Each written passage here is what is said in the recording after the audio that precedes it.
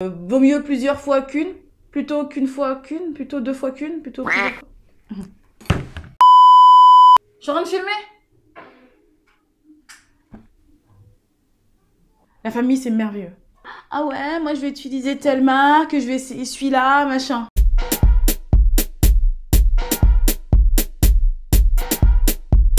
Salut, salut, c'est Kay, bienvenue sur ma chaîne. J'espère que vous allez bien, moi ça va super bien. Si ça va pas, je vous envoie des bonnes ondes. On va parler plus particulièrement de tout ce qui est routine shampoing. Je vais vous présenter les shampoings, et en l'occurrence les 6 shampoings qui m'arrive d'utiliser sur ces derniers temps. Et on va aussi beaucoup parler de tout ce qui est problème au niveau de résidus, de poussière, de produits qui pourraient s'incruster dans vos locks et les moyens d'y remédier. Pour commencer, je vais vous présenter un petit peu les shampoings que je peux utiliser et dans quel cas je les utilise. Premièrement, je vous ai déjà présenté ce flacon. Donc c'est du savon noir liquide. Donc là j'en ai presque plus. Donc c'est pour vous dire à quel point je l'utilise. Il est bon pour mes cheveux, mais j'utilise beaucoup au niveau des racines. Parce que en l'occurrence, celui-ci va permettre de vraiment de clarifier. Il va vraiment jouer le rôle d'un shampoing clarifiant pour ma part. Parce que je n'ai pas forcément le cuir chevelu sec ni gras, mon cuir chevelu est plutôt normal. Donc je vais beaucoup l'utiliser sur les racines pour pouvoir nettoyer mon cuir chevelu et me débarrasser des cellules mortes, faire mon massage. Peut-être que vous avez déjà vu ma vidéo concernant le massage que je fais tous les mois pour justement accélérer la repousse. C'est pas pour ça à la base que je fais ce gommage, c'est vraiment pour nettoyer mon cuir chevelu et oui, indirectement, ça va stimuler la repousse de toute façon. Parce que je l'ai constaté. Ensuite, je vous présente un second shampoing que j'utilise très régulièrement. Donc, c'est le shampoing DOP au karité. Celui-là, très facile d'utilisation. J'adore. Quand j'ai pas trop le temps, quand j'ai juste quelques minutes devant moi pour me laver les cheveux, eh ben, je vais utiliser celui-ci. Il fait très bien son job. Comme je vous l'ai peut-être déjà dit, je ne sais pas. Je me répète peut-être, excusez-moi par avance. Mais vaut mieux plusieurs fois qu'une, plutôt qu'une fois qu'une, plutôt deux fois qu'une, plutôt plusieurs fois. Bref. L'expression là, qui veut dire que vaut mieux le répéter que ne pas le dire assez. Ce shampoing-là, moi, je ne suis pas une pro naturelle. C'est-à-dire que je n'ai aucun problème avec les produits naturels. Vous voyez, comme par exemple mon shampoing noir, c'est vraiment que des produits naturels. Et j'aime aussi tester les produits dits commerciaux. Voilà. Donc là, c'est un produit commercial que je rachète à chaque fois. Parce qu'il fonctionne bien pour moi. Attention, je vous conseille de vraiment faire toujours des tests avant, si vous n'êtes pas sûr, quant à la réaction des produits sur vos cheveux, hein, d'accord? Donc toujours tester sur une petite partie Volox avant. Donc le shampoing DOP, vraiment très bien. Il garde mes cheveux plutôt bien hydratés, pas extrêmement hydratés, mais pas secs non plus. Hein. Il y a quand même une petite pellicule de... On sent quand même qu'il y a quelque chose qui fait que mes cheveux sont quand même gainés et qui sont pas juste comme ça nus. Et voilà, avec une petite protection. Ensuite, j'ai ce shampoing que j'ai depuis un bail. Je crois qu'il faudrait peut-être que je jette, je crois. Parce que ça fait longtemps que je ne l'ai pas utilisé non plus. Je l'utilisais pas mal au début, quand j'avais des locks assez courtes et que je ne pouvais pas forcément les attacher, que je perdais mon bonnet, etc. C'est le shampoing de Thalia Wajid. C'est le Stimulating Herbal Cleanser. Je sais pas si... Enfin, je sais qu'elle a sorti... qu'il existe toujours. Je sais qu'il existe toujours, mais sous un autre format. Vous avez plus, c'est plus cette étiquette là, hein. Moi j'ai l'ancien modèle, donc c'est un shampoing que, moi j'utilise en shampoing, mais je sais qu'il fait aussi, c'est un avant shampoing, c'est-à-dire que celui-là par contre il va super décaper. La seule chose naturelle qui m'a donné le même résultat que celui-ci, c'est le vinaigre de cidre. Donc vraiment quand vous utilisez ce shampoing là, si vous avez les cheveux très secs de base, pensez derrière à utiliser un shampoing classique ou à hydrater mais au maximum du possible. Donc j'adore parce qu'il a une odeur mentholée, il est vraiment super génial. Et ils disent qu'il élimine les démangeaisons du cuir chevelu. C'est vrai que il a quand même cet aspect un peu, je sais pas, on dirait qu'on y met limite de la menthe. Et vous savez, vous avez aussi un produit naturel qui est le romarin à cinéole. Ça a la même odeur que le romarin. Et le romarin, justement, est conseillé pour les personnes qui ont des problèmes au niveau du cuir chevelu, hein, qui ont des pellicules. Voilà, avec des petits soucis comme ça. Voilà, le romarin est préconisé. Et vraiment, ça a la même odeur que le romarin. Et je trouve que ça me fait presque le même effet que le romarin. Mais moi, j'ai pas de soucis à ce niveau-là. Hein. Mais si vous voulez essayer, vous pouvez. Donc voilà, on va passer au shampoing suivant. Bon. Ensuite, il y a un shampoing classique. Je vais même pas vous montrer la marque, c'est pas de la marque. Un shampoing classique aux œufs, ça fait vraiment son affaire. C'est-à-dire que moi, soit j'utilise pas parce que moi je suis un petit peu, vous voyez, je suis une meuf. Vous voyez ce que je veux dire? S'il y a des gars qui me regardent, vous savez comment on est, nous. C'est ah ouais, moi je vais utiliser telle marque, je vais essayer celui-là, machin. Eh ben celui-là, c'est plutôt mon homme qui l'utilise. Shampoing classique aux œufs. Le mec, il a pas du tout de résidus, il a pas de poussière, il a rien, pourtant il en fait pas plus que ça. Shampoing aux œufs classique, une grosse bouteille, il lave sa touffe et basta. Vous pouvez aller voir un petit peu sur le lien que je vais vous mettre ici. La touffe de monsieur, pourtant il a presque la moitié, le tiers du crâne rasé. Et le reste, ses cheveux, que j'ai déjà coupé une fois, vous allez voir la masse de cheveux qu'il a. Et bien il a besoin de la moitié d'une bouteille comme ça pour se laver ses locks. Et ça fait, franchement, ça fait son affaire. Pas besoin d'en faire plus. Et après, il a une chance aussi, c'est qu'il n'a pas de problème.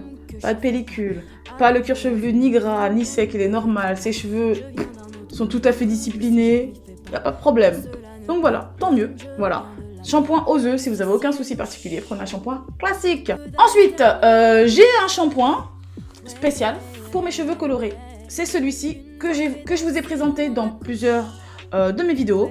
C'est celui de chez Revlon, Revlonissimo. Donc ce shampoing-là, il est coloré. Vous voyez, il est rouge. Comme la couleur de mes cheveux, bien évidemment. Ça permet, donc, en plus du fait de laver mes cheveux, ça permet de faire en sorte que la couleur tienne plus longtemps. Ça va un petit peu ajouter un petit peu de pigmentation à mes cheveux. Donc c'est pas mal ça, ça permet de faire tenir plus longtemps ma couleur sans avoir besoin de la refaire parce que c'est une couleur semi-permanente donc c'est une couleur, je vous en parlerai dans une vidéo, de la même gamme que je refais quand la couleur commence à partir. Voilà, je refais ma petite couleur semi-permanente, donc c'est juste des pigments, hein, comme je vous l'ai dit, ça part au fur et à mesure des shampoings, et quand j'utilise ce shampoing, ça me permet de rajouter une petite pointe de couleur sans avoir besoin de refaire ma coloration. Ensuite, j'ai un shampoing que j'ai depuis pas très longtemps, vous l'avez peut-être vu sur ma vidéo précédente, c'est le shampoing de chez ORS, Olive Oil, de la gamme For Naturals, et celui-là je l'aime beaucoup aussi parce que quand je l'ai utilisé, voyez-vous, l'odeur déjà, premièrement l'odeur, un truc de malade mental. C'est pour ça en fait que j'aime bien essayer des trucs de machin, je suis vraiment une vraie meuf. Je veux des choses avec des odeurs qui changent, qui respirent. Ça se dit pas mais bon. Je suis en train de filmer. La famille c'est merveilleux. Bref. Donc je vous disais quoi? J'adore parce qu'il y a une super bonne odeur de noix de coco, mais je sais que la noix de coco peut être asséchante pour certaines personnes, pour certaines chevelures, parce que riche en protéines. Donc voilà, à tester aussi, hein. Comme je vous l'ai dit, n'hésitez pas à tester, tester. Donc voilà, maintenant on va passer à la deuxième partie de notre vidéo. J'espère qu'elle sera pas trop longue. Donc là, on va parler de l'accumulation de produits, de résidus incrustés et tout ça. Personnellement, avec tous ces produits que je n'utilise pas en même temps, bien évidemment, j'utilise pas les 6 d'un coup, je n'ai jamais eu de problème de résidus. Je suis quelqu'un qui aime beaucoup tester et j'ai pas eu de problème. C'est vrai que je vous dis d'essayer sur une petite partie vos locks parce que c'est ce que je dois vous dire. C'est logique, n'allez pas tester comme ça, surtout votre chevelure, et finalement vous vous retrouvez avec des locks complètement imprégnés de produits, vous n'arrivez pas à vous en débarrasser, c'est moche. Moi là, ce que je peux vous dire, c'est que pour ce qu'il en est de tout ce qui est problème au niveau d'accumulation de poussière dans vos locks, le mieux c'est d'éviter que la poussière s'incruste, parce que pour la retirer, aïe aïe aïe. Je sais qu'il y a beaucoup de personnes qui parlent de la méthode du vinaigre de cidre. Moi, j'ai essayé une fois comme ça m'a plus déshydraté les cheveux, ça m'a plus décapé les cheveux que débarrasser des poussières. C'était au tout début, quand j'ai commencé avec mes locks. J'avais, oui, des petites poussières incrustées, etc. Des petites fibres, voilà, de vêtements et tout ça. Parce que voilà, le temps que j'apprenne à connaître mes cheveux, voilà, je savais pas trop qu'il fallait protéger ses cheveux, etc., etc. Voilà, bref. On ne sait pas tout du premier coup. On apprend au fur et à mesure, on apprend à connaître ses cheveux. Donc voilà.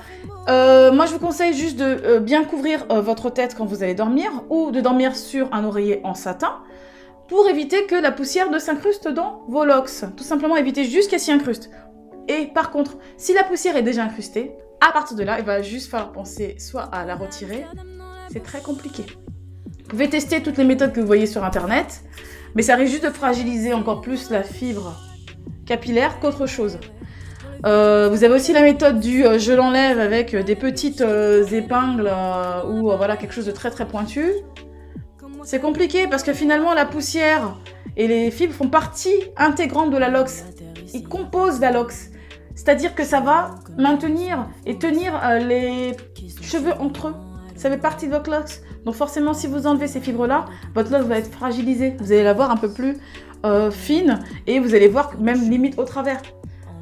Donc voilà. Après, il y a des personnes qui carrément font une coloration. J'ai jamais testé.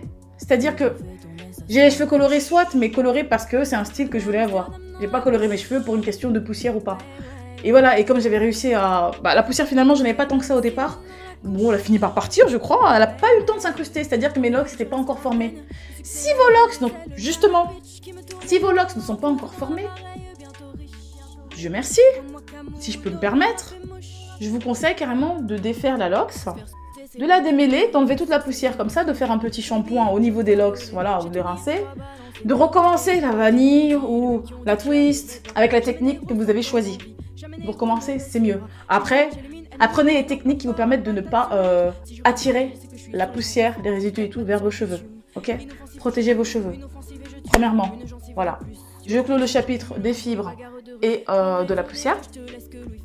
Ensuite, on va parler des produits accumulés. Si vous constatez que, après l'utilisation de produits, vous en avez encore dans vos locks, essayez de rincer au max. Shampoing. Vous voyez où ça en est. Pour éviter l'accumulation de produits à l'intérieur de vos locks, ce que je peux vous conseiller, donc je me permets de vous conseiller, je ne suis pas une pro, mais je vous partage avec vous mon expérience. C'est de ne pas mettre trop d'huile, de produits huileux dans vos cheveux. C'est-à-dire que moi, soit j'utilise mon Vapo hydratant avec de l'huile dedans, oui, mais il y a 80% d'eau dans mon Vapo. Parce que hydratant veut dire eau. Il faut apporter de l'eau à vos cheveux. L'huile sert à sceller l'hydratation, donc à faire en sorte qu'elle reste emprisonnée dans vos cheveux. Ok? Donc c'est pour ça que je vous dis, l'huile, ça sert à rien d'en mettre 3 tonnes. Elle va servir vraiment à sceller l'hydratation. Après, ça va dépendre de la porosité de vos cheveux. Je sais qu'il faut que je fasse une vidéo sur la porosité. On me l'a beaucoup demandé. Ça va pas tarder. Vous inquiétez pas, on va en parler tranquillement. Je veux pas que la vidéo soit trop longue. Donc, je vais m'arrêter ici. N'hésitez pas, si vous avez d'autres questions, juste en dessous, posez-les-moi. Je me ferai un plaisir de vous répondre. Ou de même faire une vidéo concernant votre question, pourquoi pas. Je vous dis à très vite pour la prochaine vidéo. N'hésitez pas à vous abonner et activer la petite cloche juste en bas pour être au courant dès que je mets une vidéo en ligne. Je vous dis à très vite. Gros bisous. Bye bye.